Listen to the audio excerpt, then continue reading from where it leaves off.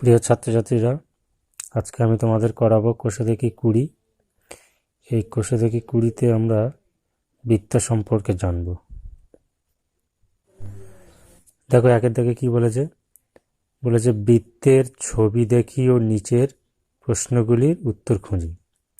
আগে আমাদের বৃত্তটা সম্পর্কে দেখি। দেখো, এই একটা আমি বৃত্ত অঙ্কন করলাম। এই বৃত্তের মাঝখানে যে বিন্দুটা তাকে আমি বলছি কেন্দ্রবিন্দু, সেটার নাম দিলাম আমি ও। আচ্ছা, এবার এই বৃত্তের উপরে দুটো বিন্দু দেখো, পি আর কিউ। এই দুটো বিন্দু যে সরলরেখাটা দিয়ে যুক্ত করা হলো সেটা একেবারে কেন্দ্রবিন্দু দিয়ে গেছে। তাহলে বৃত্তের কেন্দ্রবিন্দুতে যাওয়ার ফলে এইটাকে আমরা বলছি ব্যাস। পি কিউ রেখাংশটাকে বলা হচ্ছে ব্যাস।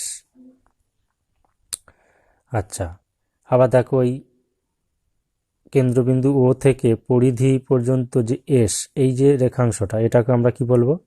এটাকে বলবো আমরা ব্যাসার্ধ। আবার ও থেকে আর পর্যন্ত এটাকেও আমরা বলবো ব্যাসার্ধ।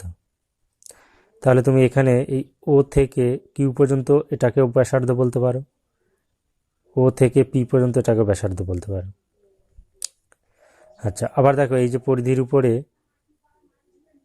এম বিন্দু আর এন বিন্দু, এই দুটোকে যুক্ত করলে যে রেখাংশটা আমরা সরলরেখাটা পাচ্ছি, এটা কিন্তু ব্যাস বলবো না, কারণ এটা বৃত্তের কেন্দ্রবিন্দু দিয়ে যায়নি।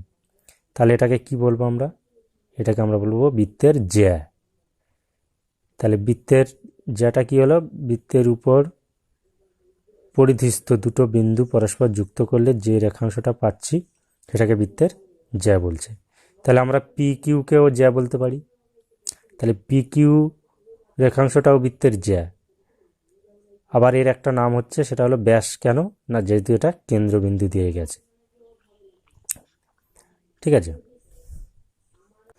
এবার দেখো, এখানে কতগুলো প্রশ্ন দেওয়া আছে। প্রশ্নের উত্তরগুলো আমরা এখান থেকে বৃত্ত থেকে জানবো। দেখো, এর দাগে কি বলছে? ও বিন্দুটি হলো বৃত্তের কেন্দ্র। তাহলে প্রশ্নে দেওয়া আছে ও বিন্দুটি হলো বৃত্তের ড্যাশ। তাহলে কি হবে? ও বিন্দুটা কি? বৃত্তের কেন্দ্র। প্রথমে বলেছি আমি। বিদ্যাকে কি বলেছে? দেখো, ও কিউ সরলরেখা হলো বৃত্তের ড্যাশ। ও কিউ মানে কেন্দ্রবিন্দু থেকে পরিধি পর্যন্ত এই যে রেখাংশটা, এই ও কিউ হলো বৃত্তের ব্যাসার্ধ, আর পি কিউ হচ্ছে ব্যাস। এই দেখো, তারপরে দেখো সিটটা কি বলেছে? পি কিউ সরলরেখা হলো বৃত্তের ব্যাস।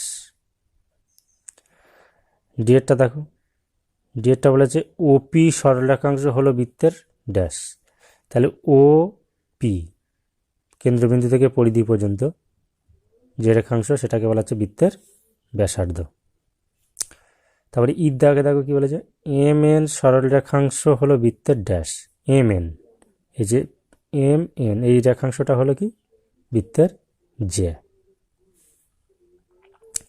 তারপরে এফেরটা দেখো, এম ও এন বিন্দু দুটি বৃত্তকে দুটি ড্যাশে ভাগ করেছে। এম এন, এইখান থেকে এই যে রেখাংশটা, এটা যদি এখান থেকে বৃত্তটাকে মাঝখান থেকে কেটে দেওয়া হয় তাহলে দুটো পার্ট হবে, একটা নিচের দিকে একটা পার্ট আর একটা উপরের দিকে। তাহলে এই দুটো কিসে ভাগ করেছে?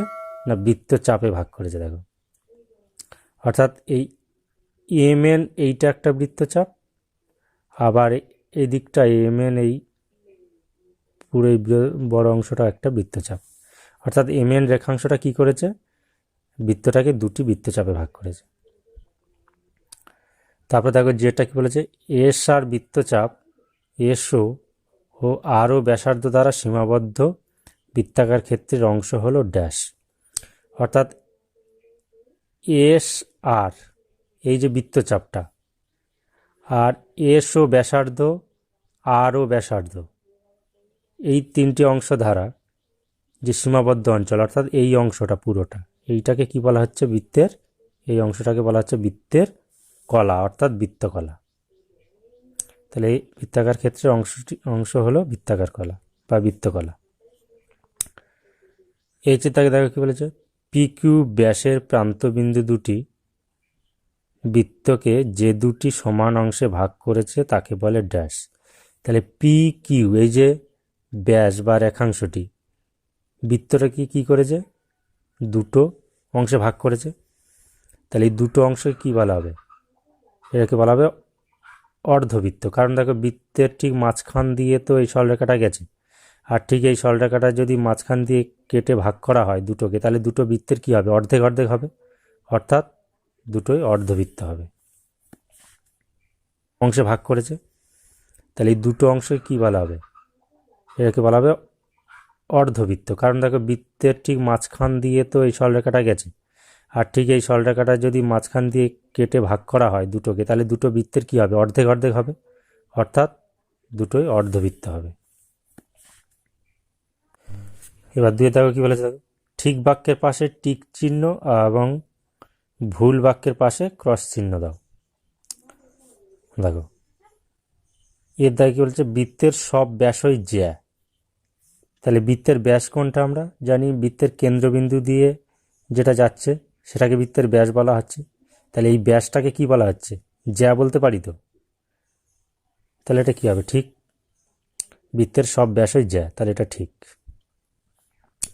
দু নম্বরটা বলেছে দেখো বৃত্তের সব জ্যা বৃত্তের ব্যাস। বৃত্তের সব জ্যা বৃত্তের ব্যাস নয়, যেটা কেন্দ্রবিন্দু দিয়ে যাবে যে জ্যাগুলো তাকে বলা হচ্ছে ব্যাস। তাহলে এমএনকে তো আমরা ব্যাস বলতে পারি না, ঠিক আছে, যেহেতু এটা কেন্দ্রবিন্দু দিয়ে যায়নি। তাহলে বৃত্তের সব জ্যা ব্যাস নয়, তাহলে এটা কী হচ্ছে? ভুল। সি এরটা কি? বৃত্তের ব্যাসের দৈর্ঘ্য বৃত্তের ব্যাসার্ধের দৈর্ঘ্যের দ্বিগুণ। হ্যাঁ, এটা তো ঠিক। দেখো বৃত্তের এই কেন্দ্রবিন্দু থেকে পরিধি পর্যন্ত রেখাংশটাকে বলা হচ্ছে ব্যাসার্ধ। তাহলে দুই দিকে সমান দূরত্ব, এই ও থেকে কিউ পর্যন্ত যতটা দূরত্ব, ও থেকে পি পর্যন্ত ততটা দূরত্ব, অর্থাৎ ও কিউ যদি ব্যাসার্ধ ধরি, তাহলে পি কিউ হচ্ছে ও কিউ ডবল, মানে দ্বিগুণ, অর্থাৎ ব্যাসার্ধটা হচ্ছে ব্যাসটা হচ্ছে ব্যাসার্ধের দ্বিগুণ। তাহলে এটা ঠিক। তারপর ডি এটা দেখো কী বলেছে? বৃত্তকলা বৃত্তাকার ক্ষেত্রের অংশ। হ্যাঁ ঠিকই তো। এখানে দেখো এই যে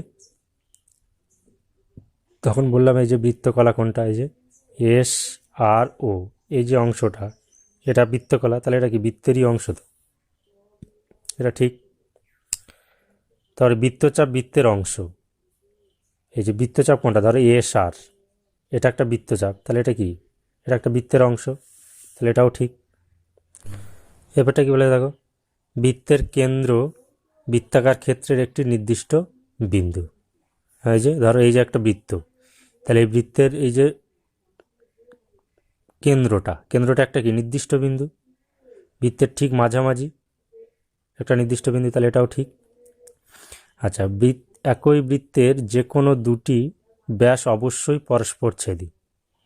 দেখো এই এই বৃত্তের আমি দুটো ব্যাস অঙ্কন করলাম, এই একটা ব্যাস আর এই একটা ব্যাস, তাহলে দুটো ব্যাস কেন্দ্রবিন্দু দিয়ে গেছে, তাহলে দুটো ব্যাস কী করছে? পরস্পরকে ছেদ করছে, তাহলে এটাও ঠিক। পাঁচটা দেখো কী বলেছে? কোনো দুটি বৃত্তের ব্যাসার্ধের দৈর্ঘ্য যথাক্রমে 2 সেমি ও 4 সেমি হলে বৃত্ত দুটির ব্যাসের দৈর্ঘ্য না মেপে হিসাব করে লিখি। দেখো প্রথম বৃত্তের ব্যাসার্ধ 2 সেমি, তাহলে ব্যাস কত হবে? ব্যাস সবসময় ব্যাসার্ধের দ্বিগুণ হয়, তাহলে ব্যাসার্ধকে 2 দিয়ে গুণ করলে কত হচ্ছে? 4 সেমি।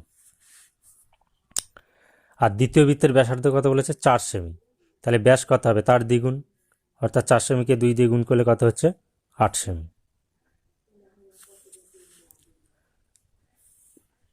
6টা দেখো কি বলেছে? কোনো বৃত্তের বৃহত্তম জ্যায়ের দৈর্ঘ্য 10 সেমি হলে বৃত্তের ব্যাসার্ধের দৈর্ঘ্য কি হবে হিসাব করি। তাহলে বৃত্তের বৃহত্তম জ্যায়ের দৈর্ঘ্য 10 সেমি মানে কত? ব্যাসের দৈর্ঘ্য 10 সেমি। বৃহত্তম জ্যা কোনটা? যেটা কেন্দ্রবিন্দু দিয়ে গেছে। এই ধরো বৃত্ত, এই বৃত্তের কেন্দ্রবিন্দু দিয়ে যেটা গেছে সেটাই হচ্ছে বৃহত্তম জ্যা, এবং সেটাকে বলা হচ্ছে কি? ব্যাস। তাহলে বৃত্তের বৃহত্তম জ্যার দৈর্ঘ্য 10 সেমি, অর্থাৎ বৃত্তের ব্যাসের দৈর্ঘ্য হচ্ছে 10 সেমি। তাহলে বৃত্তের ব্যাসার্ধ কত হবে? ব্যাসের অর্ধেক, অর্থাৎ 2 দিয়ে ভাগ করতে হবে, তাহলে 10কে 2 দিয়ে ভাগ করলে কত হচ্ছে? 5 সেমি, অর্থাৎ বৃত্তের ব্যাসার্ধের দৈর্ঘ্য হচ্ছে 5 সেমি। এবার এইচটি দেখো, এইচটি দিলাম তোমাদের 3-এর দাগ আর 4-এর দাগ। এই চ্যাপ্টারে বেশি অঙ্ক নেই, তার জন্য তোমাদের এই 3 দাগ আর 4 দাগ এই দুটো অঙ্ক দিলাম, এই দুটো তোমরা খাতায় অঙ্কন করবে। প্রশ্নে দেওয়া আছে দেখবে, এগুলো অঙ্কন করতে বলেছে, পেন্সিল কম্পাসের সাহায্যে অঙ্কন করবে।